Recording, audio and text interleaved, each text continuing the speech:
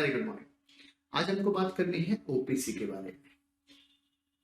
OPC का जो concept है वो सेक्शन 2 क्लॉज 62 में पूरा का पूरा कॉन्सेप्ट ओपीसी का डिसाइडेड है। ओपीसी की डेफिनेशन जो है वो इस सेक्शन में है, बट हम पूरा का पूरा कॉन्सेप्ट पढ़ने वाले हैं कि ओपीसी के रिस्पेक्ट में एग्जामिशंस कहाँ है, अलग सेक्शंस में एप्लीकेबिलिटी है, ओपीसी के रिस्पेक्ट में थोड़ी सी कम एप्लीकेबिलिटी है। जहां जैसा जो भी प्रोविजन है वो सारा का सारा हमने यहाँ कॉन्सेप्ट में क्लब कर दिया। एग्जाम में आएगा 100% आप ओपीसी का हर क्वेश्चन का जवाब दे पाएंगे, ये मेरी गारंटी है। शुरू करें हम अपना कॉन्सेप्ट ओपीसी का। बट ओपीसी के पहले हम बात करेंगे कि हमने टाइप्स ऑफ कंपनी में क्या क्या पढ़ा है। तो पहले हमने बात की है on the basis of incorporation. दो तरह की कंपनी होती है, एक होती है स्टैट्यूटरी कंपनी और एक होती है रजिस्टर्ड कंपनी। स्टैट्यूटरी कंपनी वो कंपनी होती है जो किसी स्पेशल एक्ट में बनी है, उसका हमको क्या बोलेंगे, स्टैट्यूटरी कंपनी। LIC, RBI ये सब कवर होगा यहाँ पर। फिर हमने बात की थी on the basis of liability, तीन तरह की company, limited by shares, right, limited by shares, guarantee company and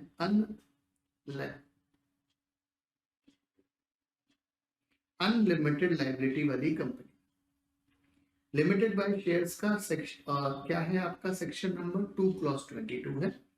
guarantee company का 2 क्लॉज 21 है और अनलिमिटेड लायबिलिटी वाली कंपनी का 2 क्लॉज 92 है। लिमिटेड बाय शेयर्स वो कंपनी होती है जिसमें मेंबर की लायबिलिटी सिर्फ और सिर्फ कहां तक सीमित रहेगी, up to the amount unpaid on the shares held.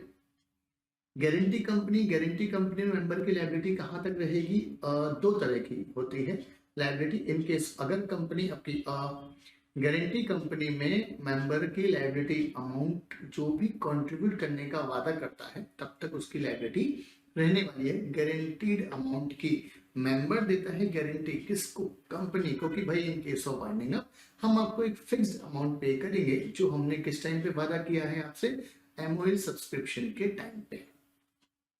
Unlimited liability वाली कंपनी सेम एज पार्टनरशिप, आपकी लायबिलिटी क्या हो जाएगी, अनलिमिटेड। फिर हमने बात की थी प्राइवेट कंपनी सेक्शन, फिर हमने बात की थी प्राइवेट कंपनी की, और प्राइवेट कंपनी का जो पूरा का पूरा डिस्कशन है वो है सेक्शन 2 क्लॉज 68 में। सबको पता है सब प्राइवेट कंपनी क्या होती है। फिर हमने बात की थी पब्लिक कंपनी की 2 क्लॉज 71 में, और बहुत बढ़िया डेफिनेशन है साहब, पब्लिक कंपनी क्या है, जो प्राइवेट नहीं है वो पब्लिक कंपनी होती है। चलिए स्टार्ट करें हम अपना ओपीसी का डिस्कशन। कॉन्सेप्ट क्या है हम वो वन बाय वन बात करते जाएंगे। सबसे पहली बात तो सब ये ओपीसी का जन्मदाता कौन, ये ओपीसी ये कंसेप्ट क्यों आया, तो आपको एक डॉक्टर साहब का नाम याद रखना पड़ेगा, डॉक्टर जे ईरानी। ये साहब के चक्कर में हमको ओपीसी का कॉन्सेप्ट पढ़ना पड़ रहा है। इंडिया में सब इंडिया में कॉन्सेप्ट लेट आया, चाइना वगैरह और जो डेवलप कंट्रीज है दूसरी, वहां पर ये कॉन्सेप्ट पहले से था 1% कंपनी का। 1% कंपनी का कंसेप्ट क्या है, लॉ ने सोचा कि यार अकेले आया था इंसान, अकेला ही जाएगा, तो लॉ ने बोला बेटा तू अकेला बिजनेस करके भी जा, एक मेंबर रहेगा मिनिमम, एक मेंबर रहेगा मैक्सिमम, आपको बिजनेस करने का हमने ऑप्शन दिया है। आपको किसी भी पर्सन के ऊपर विश्वास नहीं है, होता तो पार्टनरशिप या प्राइवेट कंपनी बना के बिजनेस करते, आपको नहीं है, आपको लगता है भाई मैं ये सब कुछ हूं, तो लॉ ने बोला बेटा आप ओपीसी बनाओ और बिजनेस करो, subject to the applicability of provision of companies act 2013। चलिए तो जे ईरानी साहब ने रिकमेंड किया था कि भाई जो प्राइवेट कंपनी को है उसको आप दो पार्ट में डिवाइड कर दें, एक तो हो गया ओपीसी और एक हो गया स्मॉल कंपनी। स्मॉल कंपनी का सेक्शन 2 क्लॉज 85 है, बाद में बात करेंगे हम इसके बारे में, फिलहाल हम बात कर रहे हैं OPC. So section 2 clause 62 means a company which has only one person as a member। सिर्फ और सिर्फ एक पर्सन, होंगे तो दो पर्सन, हमने ध्यान करो सेक्शन 3 में बात की है, बट एक पर्सन को हम मेंबर बोलते हैं, दूसरे को नॉमिनी बोलते हैं, नॉमिनी की हम यहाँ पर बात नहीं कर रहे। OPC shall have minimum number of 1 director, एक डायरेक्टर होगा, वही डायरेक्टर मेंबर होगा, मेंबर डायरेक्टर हो सकता है। Also same person as a one director, मतलब एक मेंबर एक डायरेक्टर, कॉमन पर्सन वही पर्सन मेंबर जो है वो डायरेक्टर भी हो सकता है, लॉ में मना नहीं किया गया। आगे फिर सेक्शन 3(2) में हमने बात की थी कि ओपीसी फॉर्म कर सकते हैं लिमिटेड बाय शेयर्स की लायबिलिटी वाला, गारंटी कंपनी के तरीके से या अनलिमिटेड लायबिलिटी वाली कंपनी के तरीके से भी ओपीसी इनकॉर्पोरेट हम कर सकते हैं। आगे अब थोड़ी सी रूल्स की बात करें, राइट। रूल 3 है कंपनी इनकॉर्पोरेशन रूल्स 2014 में आए थे, उनकी हम बात करें तो लॉ ने बोला है only a natural person, natural person sole member nominee natural person ही होगा, मतलब कोई प्राइवेट कंपनी कोई पब्लिक कंपनी यहाँ पर सोल मेंबर नहीं हो सकता, कोई नॉमिनी भी नहीं हो सकता, सिर्फ और सिर्फ नेचुरल पर्सन ही चाहिए। अब आप बोलोगे सर यार नेचुरल पर्सन कौन होता है?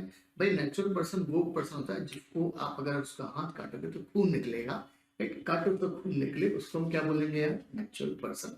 रिलायंस कंपनी के नाम पर काटोगे कुछ नहीं होगा। So only a natural person जो इंडियन सिटीजन है प्लस रेजिडेंट इन इंडिया है और अदरवाइज इंडिया है, उस पर्सन की हम यहाँ पर बात कर रहे हैं। अब रेजिडेंट इन इंडिया वाला कॉन्सेप्ट जो है वो कॉन्सेप्ट भी आपका डिफाइंड है इसी कॉन्सेप्ट में। तो resident in India means a person who has stayed in India for a period of not less than 120 days, जो 120 दिन से कम इंडिया में नहीं रहा हो during the immediately preceding financial year. Previous financial year में हमको चेक करना है, अगर Sharma ji previous financial year में 120 दिन रहे हैं तो हम क्या बोलेंगे? आप कौन हो यार? ओपीसी के डेफिनेशन के लिए आप रेजिडेंट इन इंडिया क्वालिफाई हो गए हैं और आप किसी ओपीसी में सोल मेंबर या नॉमिनी बन सकते हैं, राइट। आगे अब ये ऐसा सब बिल्कुल सिंपल कॉन्सेप्ट है यार। क्या 120 दिन कंटिन्यूस होना चाहिए साल भर में? क्या बैक टू बैक 2 4 4 महीने इकट्ठा रहना चाहिए? नहीं, 120 दिन का स्टे है इंडिया में। आप अप्रैल में आए, अप्रैल में, और ये फाइनेंशियल ईयर है, कैलेंडर ईयर नहीं है। और फाइनेंशियल ईयर मतलब जो स्टार्ट होता है अप्रैल से, अप्रैल टू मार्च वाला कॉन्सेप्ट हमारे पास क्या होता है? Financial year. अप्रैल में आए, अप्रैल में आप 10 दिन रहे, मई में आकर 10 दिन रहे, फिर 10 दिन, फिर 8 दिन, फिर 26 दिन। तो ये सब मिलाकर अगर 120 को क्वालिफाई कर जाता है तो आपको हम क्या बोलेंगे यार? आप कौन हो? Resident in India. ये और रेजिडेंट इन इंडिया वाला कॉन्सेप्ट, ये पर्टिकुलर कॉन्सेप्ट FEMA के लिए काम में नहीं आएगा, इनकम टैक्स के लिए काम में नहीं आएगा। ये सिर्फ और सिर्फ रेजिडेंट इन इंडिया की डेफिनेशन ओपीसी के लिए काम में आने वाला है। चलिए आगे आगे क्या प्रोविजन है रूल्स में? A natural person shall not be a member of more than one OPC at any one point of time। एक समय पर, इसका मतलब ये है, फॉर एग्जाम्पल शर्मा जी है,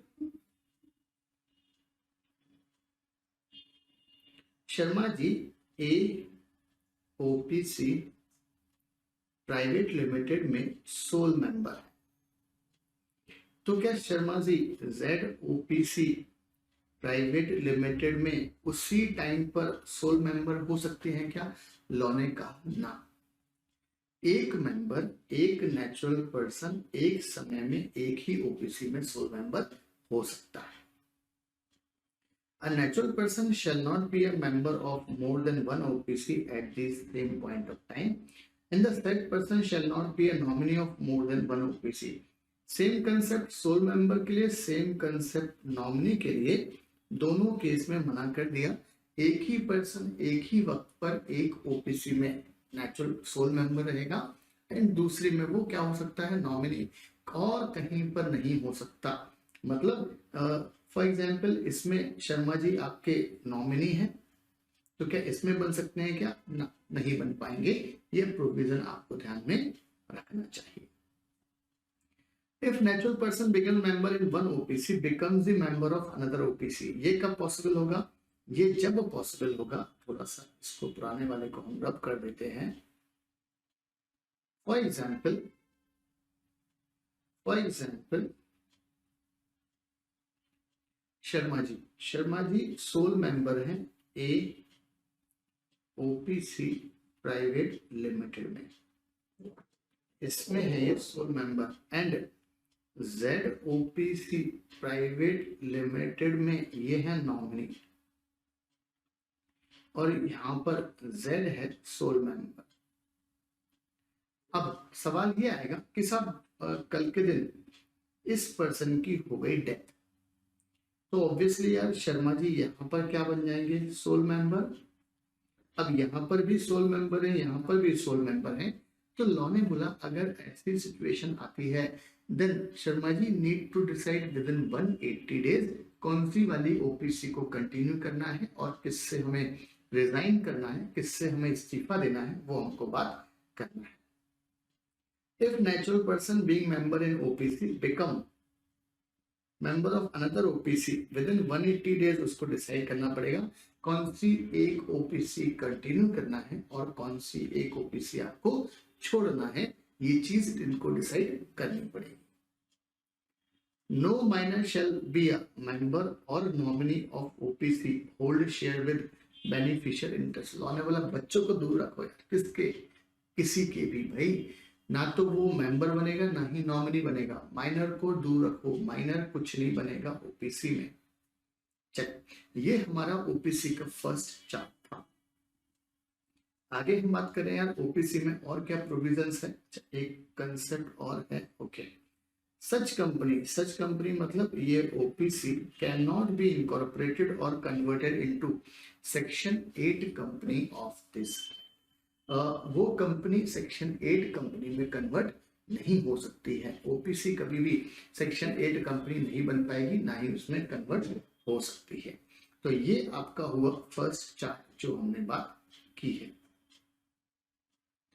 आगे ओपीसी में और क्या कॉन्सेप्ट है यार, और उन्होंने बोला है such company can not carry NBFI non banking financial investment वाला काम नहीं कर सकते हैं। क्या नहीं कर सकते हैं ये, एनबीएफआई वाला मतलब पैसे लेन देन वाला, एनबीएफसी जैसे काम ये नहीं कर सकते हैं। अब कॉन्ट्रैक्ट बाय ओपीसी कॉन्ट्रैक्ट की बात कर रहा है। Contract by OPC with sole member मतलब ये हुआ कि भाई जैसे हमने पुराने चार्ट में देखा था, शर्मा जी अपनी खुद ही ओपीसी से कोई कॉन्ट्रैक्ट करना चाहते हैं। जब भाई सोल मेंबर अपनी खुद की ओपीसी से कोई कॉन्ट्रैक्ट करना चाहता है तो उसके लिए क्या प्रोविजन है, और उसमें वो पर्सन सोल मेंबर भी है, डायरेक्टर भी है। यस, तो कंपनी को इंश्योर करना पड़ेगा कि टर्म्स ऑफ कॉन्ट्रैक्ट आपने मिनट्स ऑफ बोर्ड मीटिंग में रिकॉर्ड कर ली हो, जो आपने की है उस कॉन्ट्रैक्ट होने के बाद। कोई भी अप्रूवल वगैरह रिक्वायर्ड नहीं है। अगर वो contract ordinary course of business में है तो फिर आपको कोई भी रिक्वायरमेंट नहीं है। और आपने जो भी कॉन्ट्रैक्ट किया है आरओसी को इंटीमेट करो within 15 days from the BOD approval. Deemed to be the director until the director is appointed by the law. ठीक है, डायरेक्टर को हम क्या मानेंगे, डीम्ड टू बी डायरेक्टर माने तक कि लॉ के द्वारा अपॉइंट नहीं किया गया।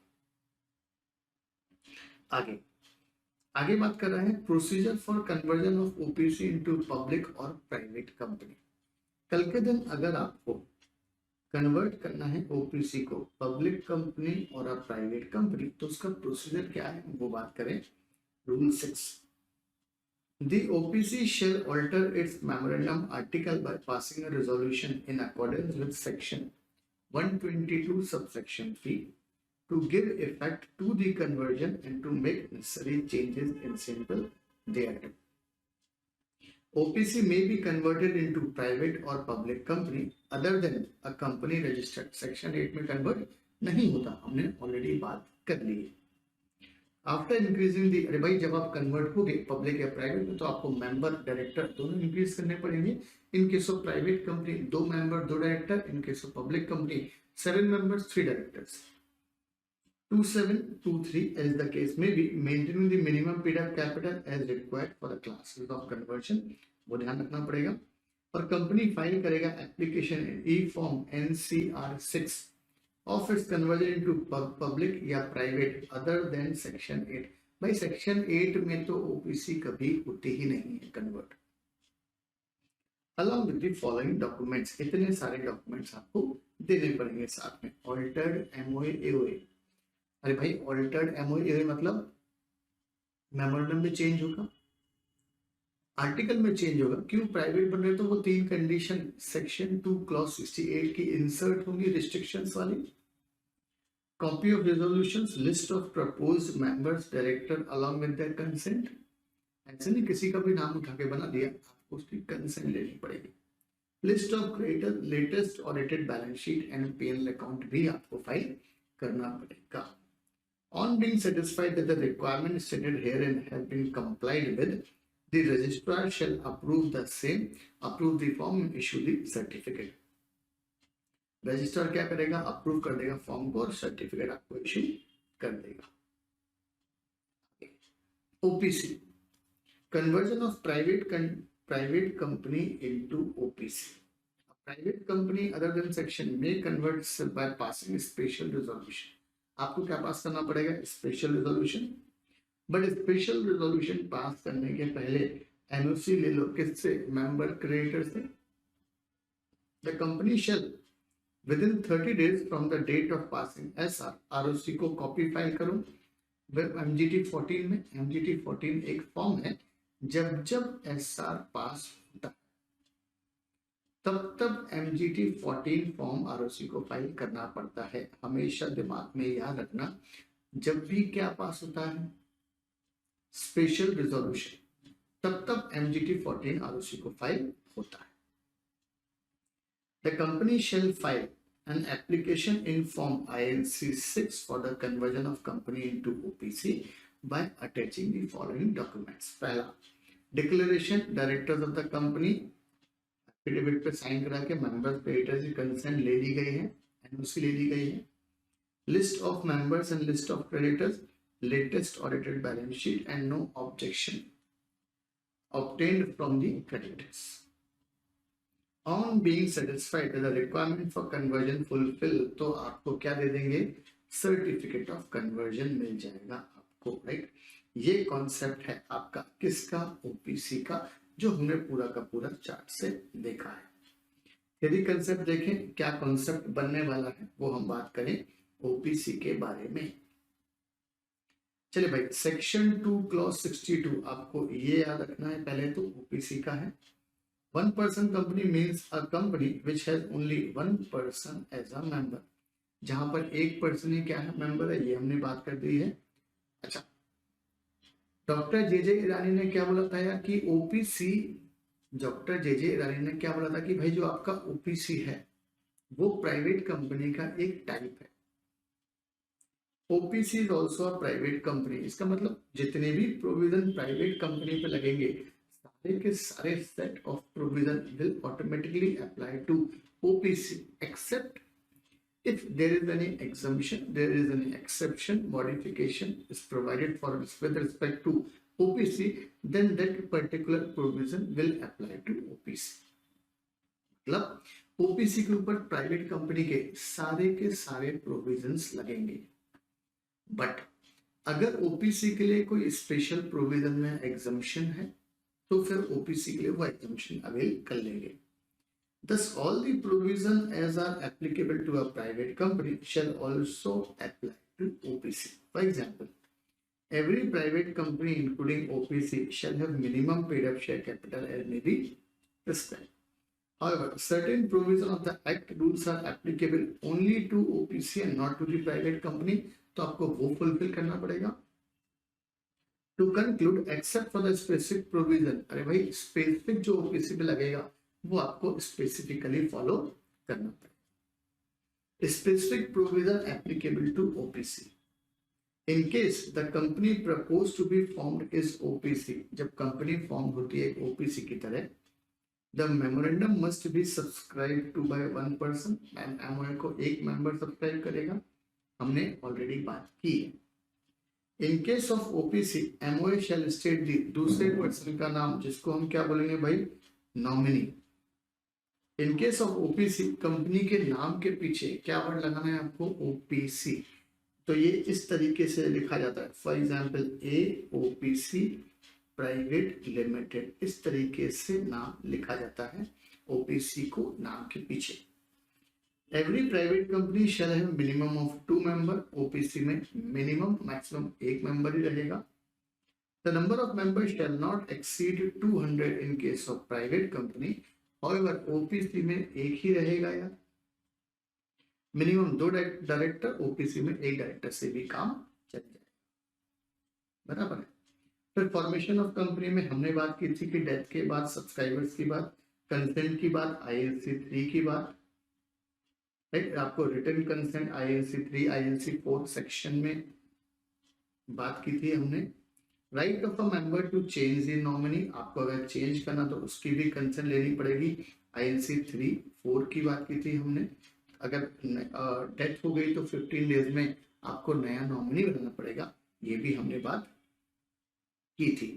फिर अभी हमने बात की थी रूल 3 की। रूल 3 में क्या बोल रहा है, नेचुरल पर्सन है, इंडियन सिटीजन होना चाहिए, रेजिडेंट इन इंडिया है और नहीं, उससे फर्क नहीं पड़ेगा। A person shall be eligible to be nominee for the sole member of the OPC only if natural person, Indian citizen, for this rule resident का in India मतलब कम से कम,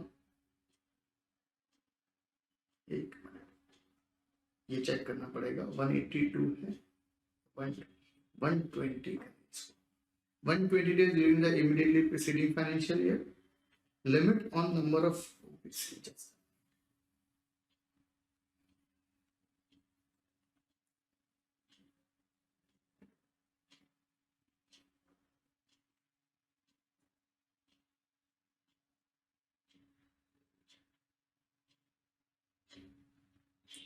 ये आपका जो कॉन्सेप्ट है ओपीसी का, राइट, ये कॉन्सेप्ट एक बार हम फटाफट इसमें देख लेते हैं। इनकॉर्पोरेशन रूल्स में ओपीसी के रिस्पेक्ट में, ओके, ये 120 डेज है, right, it's 120 days, that is correct in our charts. जो चार्ट्स में लिखा है 120 दिन, 120 डेज की है आपका, राइट, मतलब रेजिडेंट इंडिया मतलब 120 दिन इंडिया में रहा हो। Limit on number of OPC in which a person can be a member, एक समय में एक ही ओपीसी में मेंबर नॉमिनी रहेगा। अगर बन गया है, जो हमने शर्मा जी वाला एग्जांपल लिया था, देन आपको 180 दिन में डिसाइड करना पड़ेगा। बच्चों को दूर रखो यार, ना तो मेंबर बनाना है ना ही नॉमिनी बनाना है। ओपीसी सेक्शन 8 में कन्वर्ट नहीं बन सकती, ना ही इनकॉर्पोरेट हो सकती है, और एनबीएफआई वाला काम नहीं कर सकती है। फिर हमने बात की थी कन्वर्जन वाली, कि conversion for OPC, procedure for conversion of OPC into public private company में, वो हमने सारी की सारी बात की थी कि भाई आपको नंबर ऑफ मेंबर्स इंक्रीज करने पड़ेंगे, डायरेक्टर्स इंक्रीज करने पड़ेंगे, कैपिटल कुछ रिक्वायर्ड है वो इंक्रीज करनी पड़ेगी, फॉर्म फाइल करना पड़ेगा एनसीआर 6 अलॉन्ग विद ये सारे डॉक्यूमेंट के साथ। कन्वर्जन ऑफ प्राइवेट कंपनी को कन्वर्ट करना है ओपीसी में, रिस्ट्रिक्शंस हटाओ। अरे भाई ये तो हुआ कौन सा कंसेप्ट, जब हम ओपीसी को प्राइवेट या पब्लिक में कन्वर्ट कर रहे हैं। उल्टा प्राइवेट कंपनी को कन्वर्ट करना है किस में, ओपीसी में, तो ये कॉन्सेप्ट लगेगा आपका फॉर्म नंबर आईएनसी 6 यूज होगा। जब हम प्राइवेट को कन्वर्ट कर रहे हैं ओपीसी में, आपको ये सारी स्टेप्स फॉलो करनी पड़ेगी। Fine for contravention, maximum fine 5000 रुपया, minimum maximum fine 500 for every day, अगर वो कॉन्ट्रावेंशन कंटिन्यू होती है तब। चलिए, section 122 applicability of chapter 7 to OPC, इसमें जनरल मीटिंग के प्रोविजंस हैं। काहे के प्रोविजंस हैं?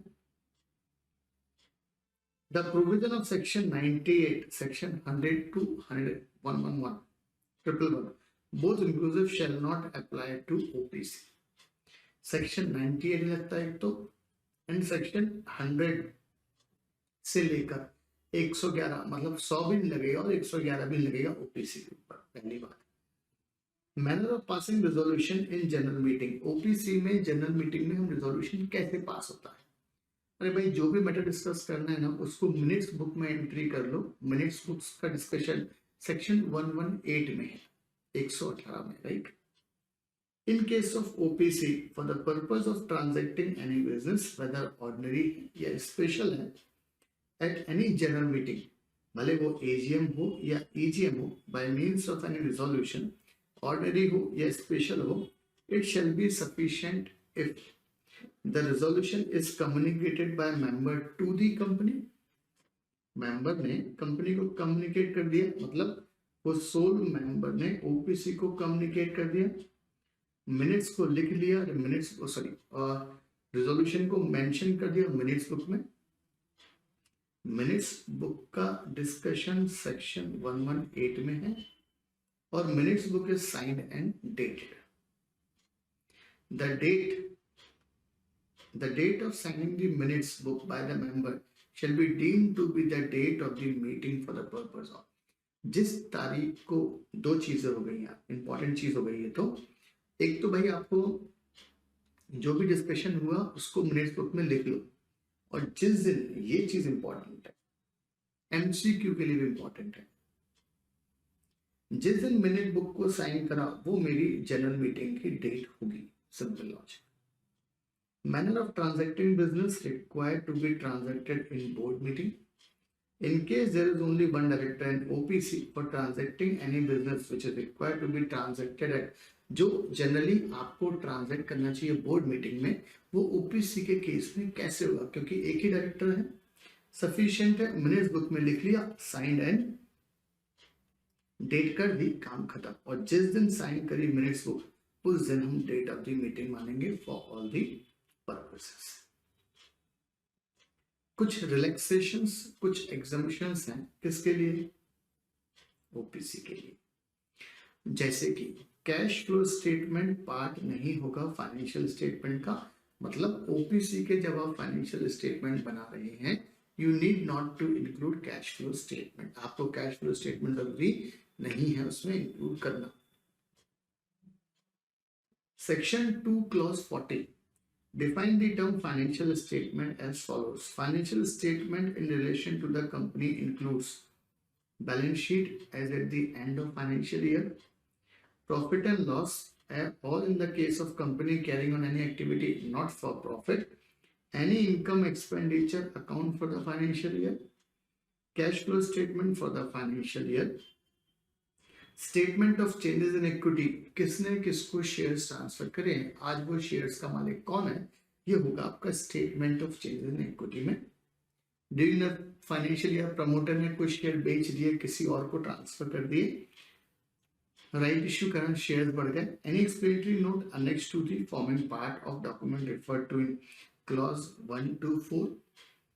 However, the financial statement may not include the cash flow statement if the company is a OPC, small company, dormant company, private company.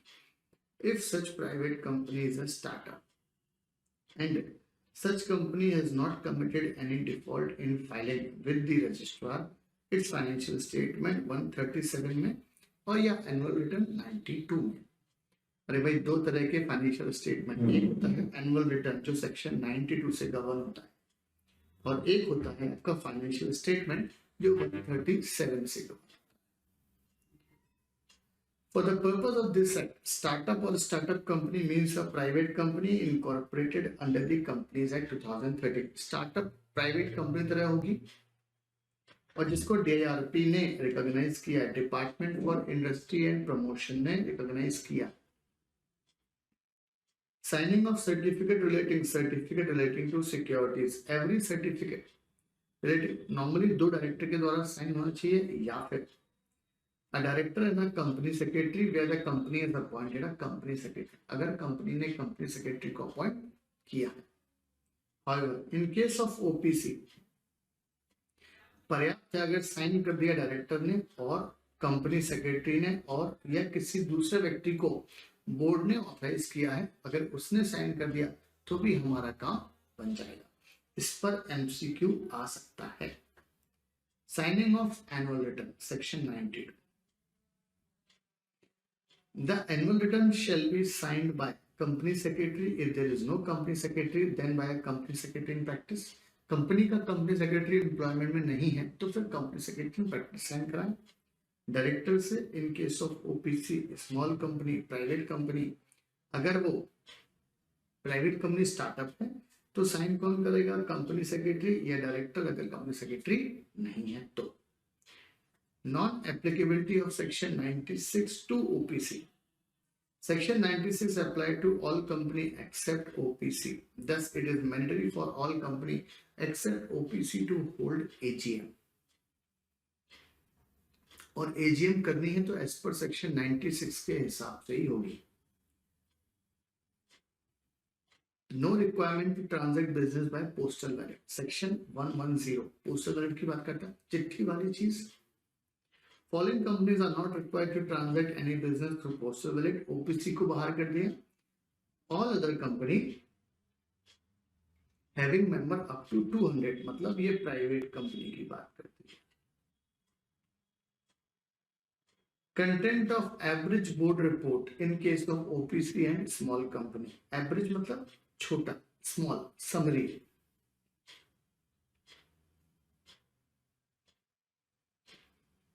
Summary की बात कर रहा है. The board report of OPC and small company shall be prepared based on stand alone financial statement of the company which shall be in average form and contains the following: the web address, if any, where annual return have been placed, number of meetings of the board, DRS, details in respect of fraud reported by auditor 14312 other than those which are reportable to central government. Central government में भी वो लगता है.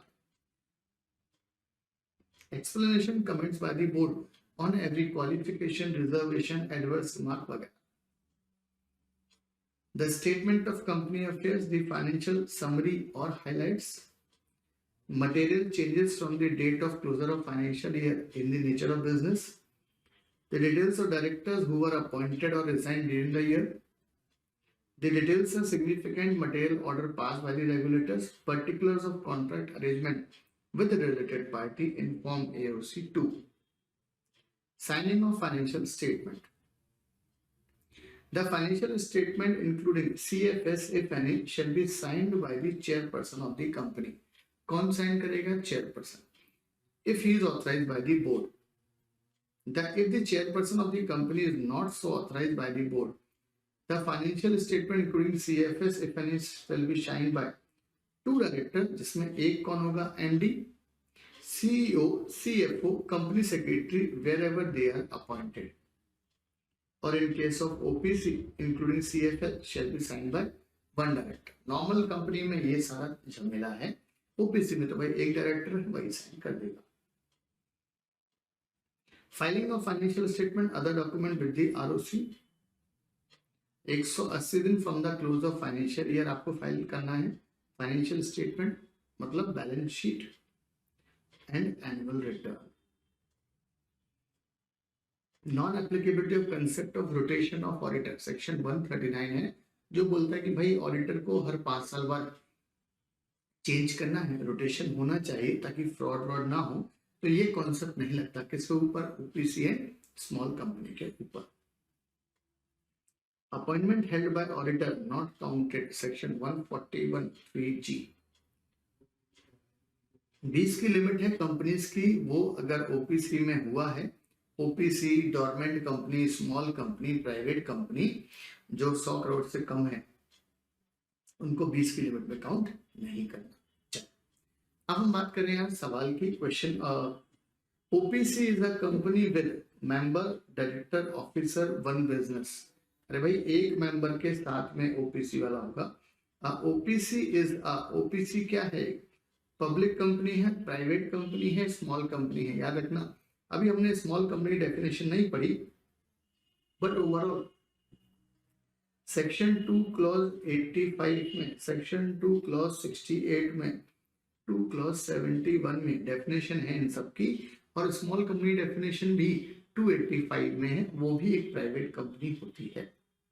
The term resident in India means a person who is in India for not less than कितने दिन minimum answer होगा 120 days. इसको आप कर दे 120 डेज, राइट, 120 डेज का हो गया। A person shall be eligible to incorporate OPC only if he is a natural person, citizen of India, a natural person resident in India, a natural person is a resident in India, a natural person Indian citizen and resident in India. D option is correct. OPC में क्या होना चाहिए? तीनों चीजें, natural person भी होना चाहिए, citizen भी एंड रेजिडेंट भी।